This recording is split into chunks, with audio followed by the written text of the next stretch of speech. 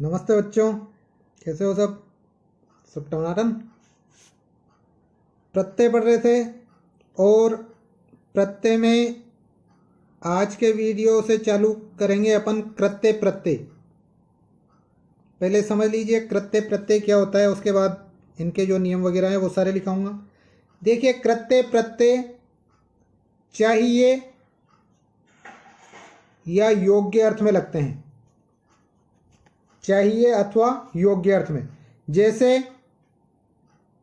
पठनीय, इसमें एक अनियर प्रत्यय लगा हुआ है जो कृत्य प्रत्यय है।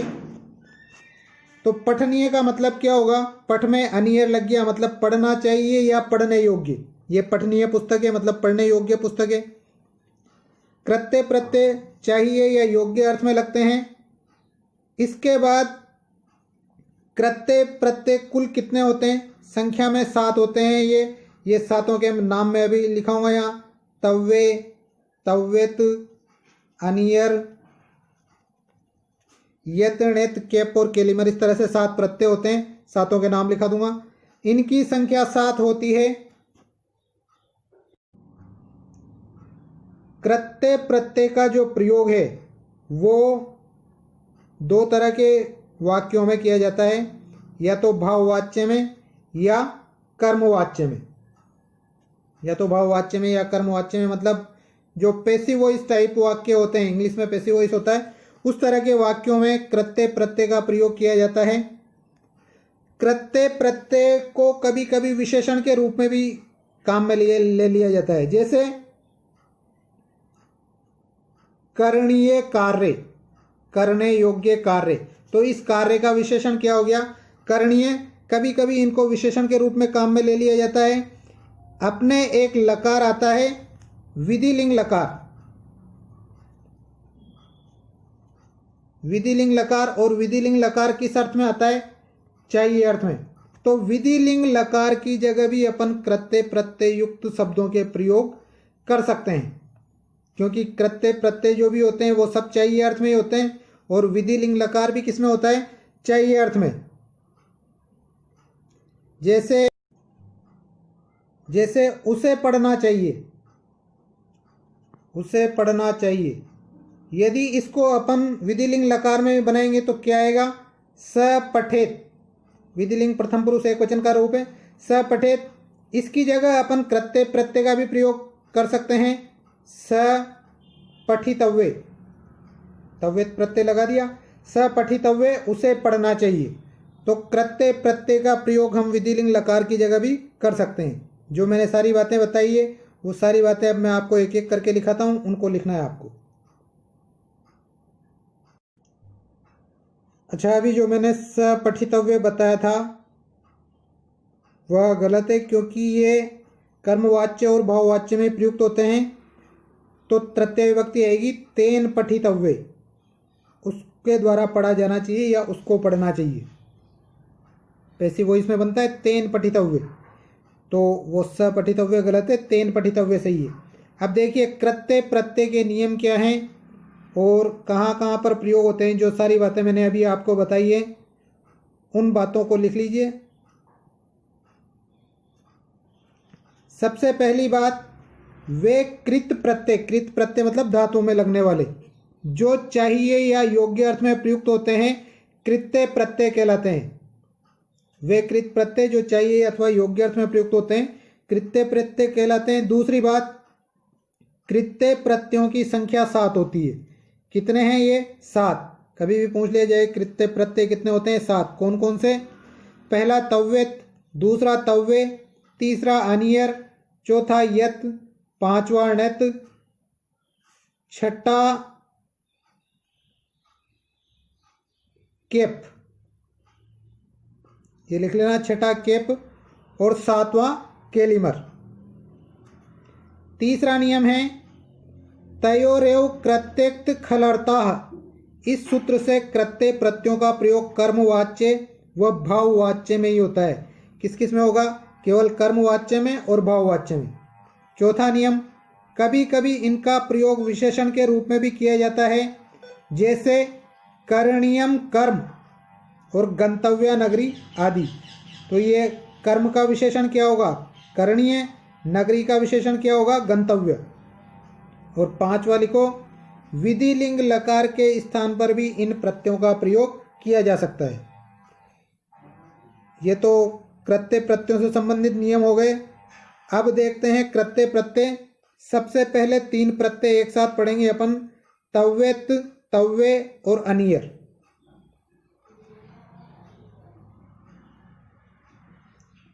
तो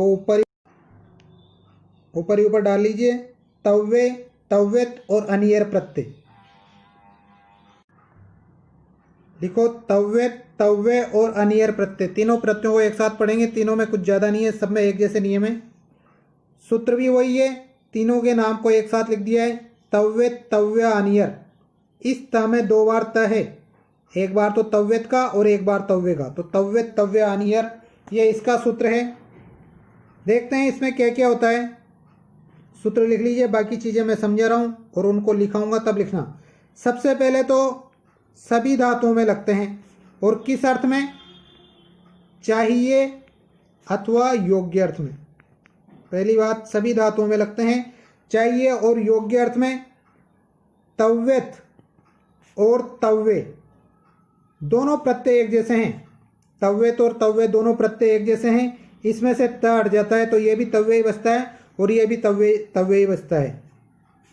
तो दोनों में तव्य बचता है। अनियर में से र पीछे का हट जाता है और उसमें क्या बचता है? अनीय, केवल अनीय बचता है। तो ये वैदिक संस्कृत में ज़्यादा काम आते थे, क्योंकि वहाँ पर स्वर 3 प्रकार के होते थे, उदात्त, अनुदात्त और स्वरित। तो इनमें से जो तव्यत प्रत्यय होता है, ये तव्यत प्रत्यय स्वरित होता है और तव्य प्रत्यय स्वरित नहीं होता है। केवल इतना सा अंतर है कि ये तव्यत प्रत्यय स्वरित होता है, तव्य प्रत्यय स्वरित नहीं होता है। आपको कहीं भी पता नहीं चलेगा, अपने को केवल शब्द बनाने हैं, तो इस चीज़ पर इतना ध्यान नहीं देना है। फिर भी अगर अंतर पूछ लिया जाए कि तव्यत और तव्य में क्या अंतर है, तो तव्यत प्रत्यय स्वरित होता है और तव्य प्रत्यय स्वरित नहीं होता है।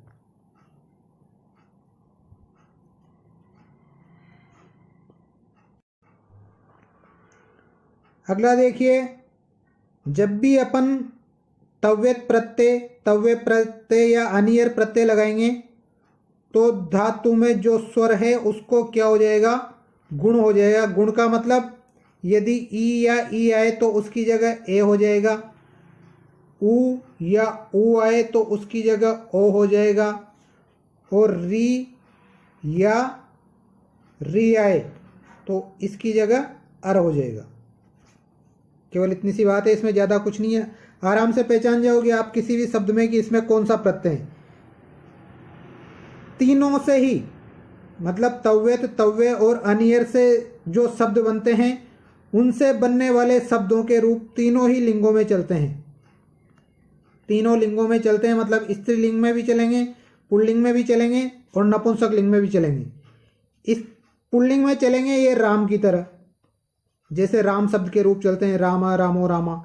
स्त्रीलिंग में चलेंगे लता की तरह, लता, लते, लता। और नपुंसक लिंग में चलेंगे फल की तरह, जैसे फलम, फले, फलानी। ये यहाँ पर समझा देता हूँ मैं आपको कि किस तरह से। जैसे तव्यत प्रत्यय लगा के अपन ने एक शब्द बनाया पठितव्य, और अनियर प्रत्यय लगा के बनाया पठनीय। अब पठितव्य का पुल्लिंग में रूप चलाने अपन को, तो जैसे राम के चलते हैं रामः, रामो, रामा, वैसे इसके चलेंगे पठितव्य, पठितव्यो और पठितव्या।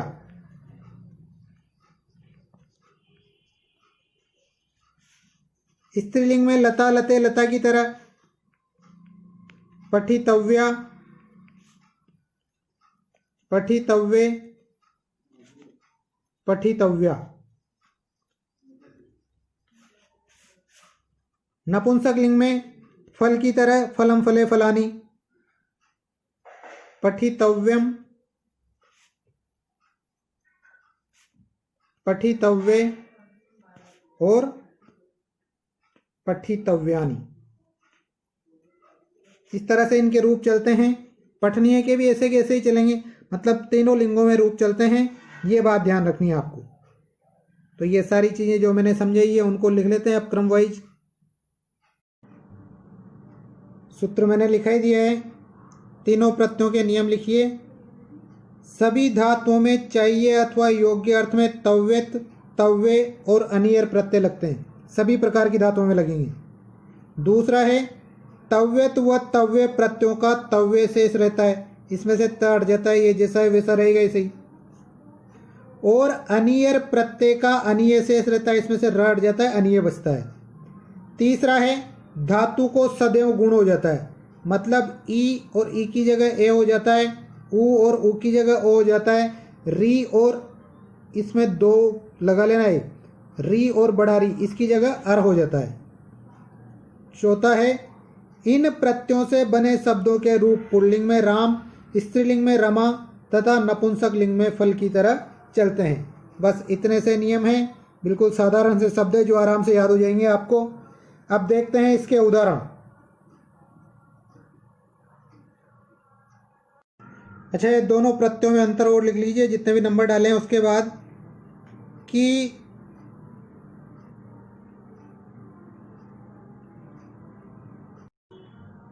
तव्यत और तव्य दोनों प्रत्ययों से एक जैसे शब्द बनते हैं, मतलब दोनों में तव्य शेष बचेगा। परंतु इनमें अंतर ये है कि तव्य प्रत्यय स्वरित होता है जबकि तव्यत प्रत्यय स्वरित होता है, जबकि तव्य प्रत्यय स्वरित नहीं होता है। केवल इतना सा अंतर है। इस तरह से फॉर्मेट बना लीजिए आप। 3 कॉलम बनाना है।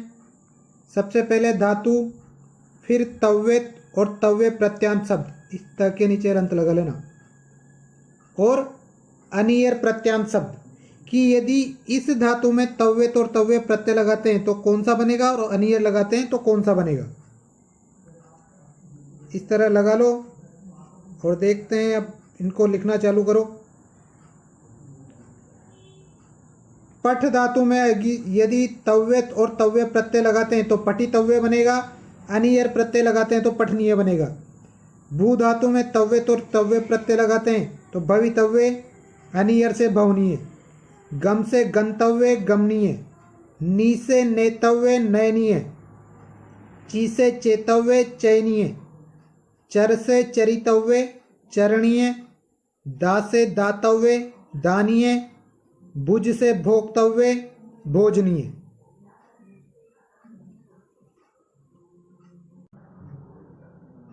आगे लिखिए अद, अत्तव्य, अदनीय।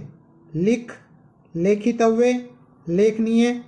अस, भवितव्य, भवनीय। ये भू धातु का ही रूप है। छिद, छेतव्य, छेदनीय। भिद, भेतव्य, भेदनीय। पच, पक्तव्य, पचनीय। संस, संसितव्य, संसनीय। और सृज यानी सृष्टव्य और सर्जनीय। और लास्ट और लिखो। कथ से बनेगा कथितव्य, कथनीय। चुर से बनेगा चोरितव्य, चोरणीय। पूज से बनेगा पूजितव्य, पूजनीय। बक्स से बनेगा भक्षितव्य, भक्षणीय। वच से बनेगा वक्तव्य, वचनीय। और ब्रू भी इसी का ही रूप है, इससे भी यही बनेगा वक्तव्य, वचनीय। क्रि से बनेगा कर्तव्य, करणीय। स्ना से बनेगा स्नातव्य और स्नानीय। ये देखिए कर्तव्य, अगर आप कभी कर्तव्य ऐसे लिखते हो तो ये लिखना बंद कर दीजिए, क्योंकि इसमें 2 त नहीं है, एक ही त है। क्रि में सीधा तव्यत जुड़ रहा है, और जो ये लिखते हो आप, इसका मतलब है कि कृत में तव्यत जुड़ रहा है। तो कृत नहीं है, क्रि धातु है, तो आएगा कैसे? केवल एक त। ये कर्तव्य, ये सही है, और ये कर्तव्य जिसमें ये वाला जिसमें 2 त हैं वो गलत है। ठीक है, तो आगे से ध्यान रखना आपको किस तरह से करना है। ये सारे शब्द मैंने बता दिए हैं। 3 प्रत्यय आज अपने कृत्य प्रत्यय में से पूरे हो गए। कृत्य प्रत्यय कोई अलग से प्रत्यय नहीं है, कृत प्रत्यय का ही एक भेद, एक प्रत्ययों का एक समूह है। कृत प्रत्यय में जो चाहिए या योग्य अर्थ में प्रयुक्त होते हैं उनको कृत्य प्रत्यय कहते हैं। केवल इतनी सी बात है। कितने होते हैं? 7। कई बार पूछा जाता है ये प्रश्न कि कृत्य प्रत्यय कितने होते हैं? 7।